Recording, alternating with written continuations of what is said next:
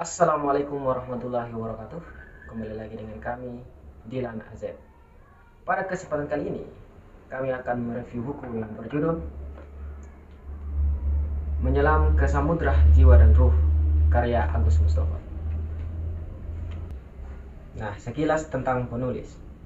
Agus Mustafa lahir di Malang 16 Agustus 1963. Ayahnya Japri Karim, seorang guru tarekat yang intens dan pernah duduk dalam Dewan Pembina Partai Tarekat Islam Indonesia pada zaman Bung Karno. Maka sejak kecil ia sangat akrab dengan filsafat seputar pemikiran tasawuf.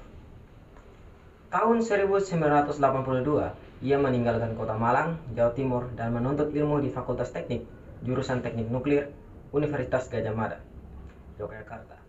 Selama kuliah itulah ia banyak bersinggungan dengan ilmuwan-ilmuwan Islam yang berpikiran modern.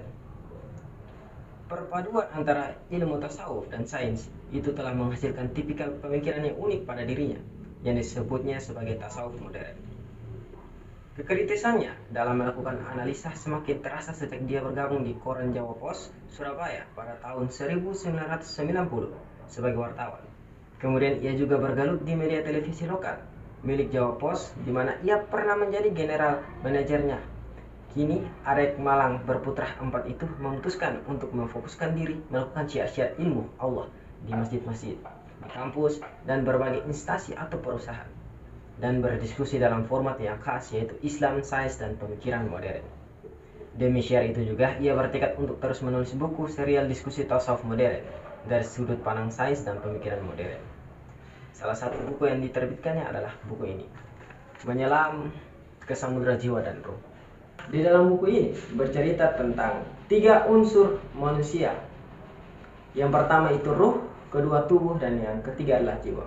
Ruh diibaratkan sebagai sesuatu yang merupakan sumber kebaikan, yang dimana pada ayat ketika Allah meniupkan ruh, itu artinya ada separuh Tuhan pada diri manusia, sehingga manusia dapat mencerminkan nilai-nilai ketuhanan, sehingga manusia dapat melakukan kebaikan-kebaikan, karena dalam diri manusia ada unsur ruh ini. Kemudian yang kedua adalah unsur tubuh, atau yang merupakan unsur simbolis dari suatu tanah atau lumpur, yang menyimbolkan bahwa itu merupakan unsur ketamakan atau unsur kemaksiatan, sehingga manusia juga dapat berbuat buruk. Nah, unsur yang ketiga adalah jiwa. Nah, jiwa merupakan sesuatu yang sadar, sesuatu yang dapat memilih antara ia mau pergi ke arah kebaikan atau ia mau pergi ke arah keburukan, tetapi dengan konsekuensinya masing-masing. Jadi manusia itu dapat memilih mau pergi ke baik silakan, mau pergi ke buruk silakan, tapi ada konsekuensinya, entah itu neraka atau surga. Jadi jiwa merupakan sesuatu yang sadar, sesuatu yang berfungsi untuk memilih jalannya. Nah, 3 unsur ini diibaratkan juga pada diri robot, yang dimana robot itu ada terdiri dari 3 unsur, yaitu ada tubuhnya, ada kelistrikannya atau dayanya atau energinya, kemudian ada program-program sistemnya. Nah, badan fisik robot itu merupakan simbolis dari tubuh manusia, kemudian listrik atau energi itu merupakan ruh dari manusia, dan sistem atau program-program yang menjalankan pergerakan robot itu merupakan jiwanya. Jadi bisa dianalogikan manusia itu seperti robot kalau kita lihat ada 3 unsur itu. Nah, mungkin itu sekilas terkait dengan isi dari buku ini.